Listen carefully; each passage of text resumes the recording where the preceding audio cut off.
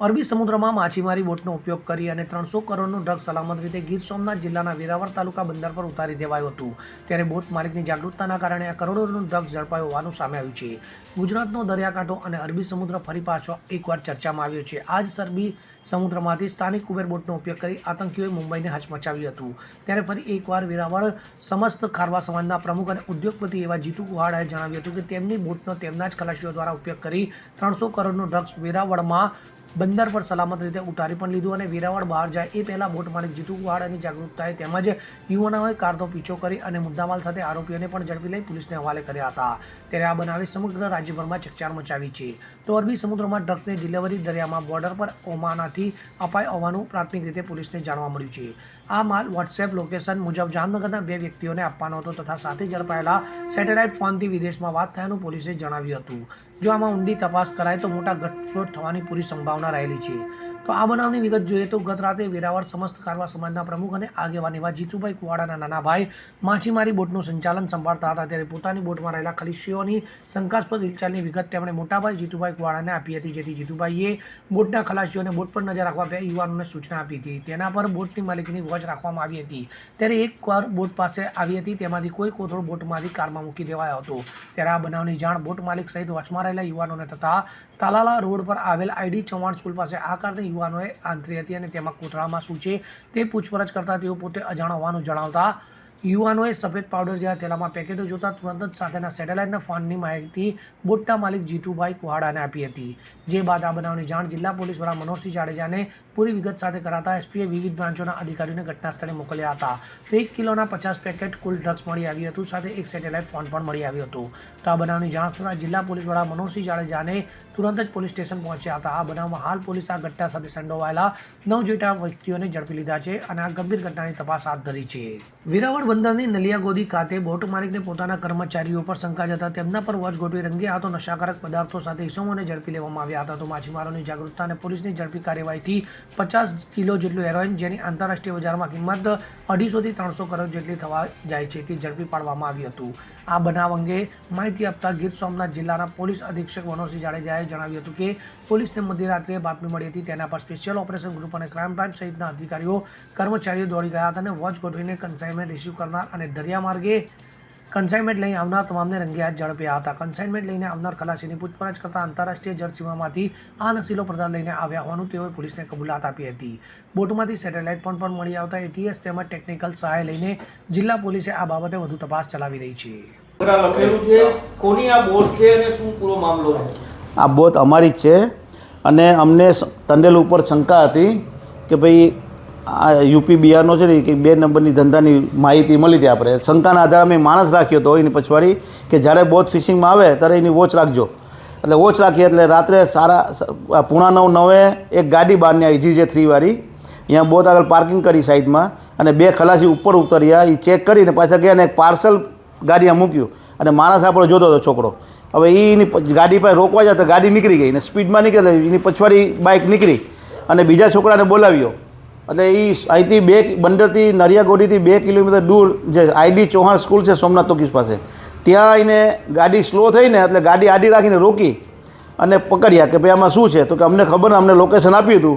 ત્યાર પછી એને લઈ આવ્યા એક જગ્યાએ અને પછી અમે અખિલ ગુજરાત માછીમાર મહામંડળના પ્રમુખ કિશોરભાઈ કુવાડાને જાણ કરી તો એણે એવું કીધું કે ભાઈ તમે એસપી સાહેબને મળીને વાત કરી લો। એટલે એસપી સાહેબને મેં ફોન કર્યો, હું સીધો એના ઘરે ગયો, સાહેબને કીધું કે આવું વસ્તુ છે સાહેબ, આ ખલાસી પર તંડેલ પર અમને શંકા હતી ને એને પકડ્યો તો એની ગાડીમાંથી આટલું સામાન નીકળ્યું છે, તો અમે તંડેલને જાણ નથી કરી હજી, આ માણસોને પકડ્યા। તો એસપીએ મારી બી ટીમ મોકલી, અમે આખી ટીમને લઈને પોલીસ ચોકીએ રજૂ કર્યા અને પછી સાહેબને મેં કીધું કે સાહેબ આના કરતાં તમે તંડેલને પકડો, તંડેલ પાસે વધારે માહિતી હશે કેમ કે એને બધું કર્યું। એટલે રાતોરાત તંડેલને અમે જમા કરાવ્યા અને પોલીસે માર્યા, એટલે એને સવારે પાછું એક પાર્સલ બતાવ્યું કે ભાઈ એક પાર્સલ બીજું છે, મને શરત એવી હતી કે પૈસા અત્યારે આપી લે પછી હું બીજું પાર્સલ આપવાનું હતું। અને અમને જ્યારે એ ટાઈમમાં પકડવામાં આવ્યા ત્યારે એ છોકરાઓને ઓફર આપી હતી કે ભાઈ તમે મામો નામ છે મને મોબાઈલમાં, તમે એને ફોન કરો, તમને જોઈએ એટલા પૈસા આપશે, પણ અમારે પૈસા છોકરાએ મારી આવીને કે પૈસા કરતાં અમારે દેશવાળું છે, દેશના નાગરિક તરીકે અમે અમારી ફરજ નિભાવી છે ને ભલે અમારી જ બોટ હતી પણ અમારી ફરજ એ હતી કે દેશના નાગરિક તરીકે પહેલું રહેવું, એટલે ભારત દેશના નાગરિક તરીકે અમે એને પકડાયો છે। તંડેલ ખલાસી યુપી બિહારના છે બધા। તમને કેમ શંકા ગઈ? શંકા ગઈ અગાઉ એ આવી ચર્ચા કરી હતી કે ભાઈ દરિયામાં મને એક બોટ મળી હતી ને એ એમ કહે છે કે તું સોનું મોનું આપું તો આપી લે તો તને 40 લાખ આપીશ. તો એ મારા નાના ભાઈને વાત કરી તો નાના ભાઈ માર્યો એને કે બહેન જો આવી ચર્ચા કરી તો તને મારી નાખીશ ને પોલીસમાં તને અમે સોંપી લઈશું. ત્યાર પછી એના પર શંકા કરી એટલે માણસ રાખ્યો હતો અને પછી અમને ખબર પડી કે એ બોટ અહીંયા સેટેલાઇટ ફોન એની પાસેથી નહીં કર્યો. સેટેલાઇટ ફોન પણ સાહેબને અમે કાલે રાત્રે રજૂ કર્યો કે એની પાસે સેટેલાઇટ ફોન પણ છે. એવું ધ્યાનમાં નથી આવ્યું પણ એ વચ્ચે દિવાળી ટાઈમમાં એ બોટ રજા લીધા વગરના જતા રહ્યા હતા બોટ મૂકીને. એટલે અમને શંકા છે કે પોલીસ આમાં હજી ઊંડાઈથી ઉતરે ને આમાં કોણ છે બહારના અહીંના લેવાળા કોણ છે બધા ને હકીકત સાચી ભારત દેશના નાગરિક તરીકે અમે માંગીએ કે આમાં હકીકત બહાર આવી જોઈએ. ફિશિંગ કરવા અમારે 20-25 દીની ફિશિંગ હોય. ક્યાં જાય અમને ખબર નહીં. ખલાસી જ બોટ લઈને જાય ને પાછા આવે. હવે આવે ત્યારે અમને ખબર પડે કે આટલો માલ આવ્યો ને ક્યાં ક્યાં ગયા અમને ખબર ન હોય. એ ટંડેલ જ બોટનું સંભાળતા હોય કે જ્યાં જવું એને રીતે જાય મચ્છીમારી કરીને આવે. હવે મામા તો કોણ છે તો આપણે ખબર નથી ને મોબાઈલમાં નંબર છે. અમે પોલીસને મોબાઈલને બધું જમા કર્યું છે અને હું તો પોલીસને અને ભારત સરકારને અને ગુજરાત સરકારને પણ વિનંતી કરું છું કે સમગ્ર ગુજરાતમાં ભલે માછીમાર થોડા હેરાન થાય હરેક બોટ હવે ચેક કરવી જોઈએ કારણ કે દરિયાના કાંઠામાં ગુજરાતના કાંઠામાં મચ્છી નથી મળતી એટલે દૂર સુધી ફિશિંગમાં જાય છે.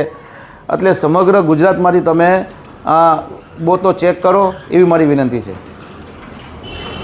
રાજ્ય સરકારની એનડીપીએસ પ્રત્યેની ઝીરો ટોલરન્સની નીતિના અનુસંધાને ગઈકાલે અમને રાત્રે બાતમી મળી હતી મોડી રાત્રે કે એક ફિશિંગમાં ગયેલી બોટ જે પરત ફરી રહી છે અને એ અત્યારે લાંગરેલી છે વેરાવળ અને એની જે મૂવમેન્ટ છે એ શંકાસ્પદ છે. તાત્કાલિક વિગત જ મળતા અમે પોલીસની 3-4 ટીમો અલગ અલગ બનાવી અને એ બોટની અંદર કોણ કોણ ખલાસી હતા માલિક કોણ છે એનો સંપર્ક કર્યો. ત્યાર પછી એવી પણ બાતમી હતી કે આ બોટમાંથી અમુક સામાન એક ગાડીમાં શિફ્ટ થઈ રહ્યો છે. એના આધારે અમે ગાડી ઇન્ટરસેપ્ટ કરી, ગાડી રોકવામાં આવી. ગાડીમાંથી 2 આરોપી અમને એટ એ ટાઈમ પહેલાં મળ્યા. એમાં એક આરોપી છે આસિફ સમા અને બીજો આરોપી છે અરબાઝ. એ બંને આરોપીની પૂછપરછમાં એની ગાડીમાંથી શંકાસ્પદ એનડીપીએસનું મટીરિયલ અમને મળી આવ્યું જે અહીંયા પોલીસ સ્ટેશન લાવી અને FSLની બોલાવવાની કાર્યવાહી ચાલુ કરી. ત્યારબાદ વધારે ઇન્ટ્રોગેશનમાં કે આ મટીરિયલ ક્યાંથી લાવ્યા એ ઇન્ટ્રોગેશનમાં એણે એક બોટનું નામ આપ્યું.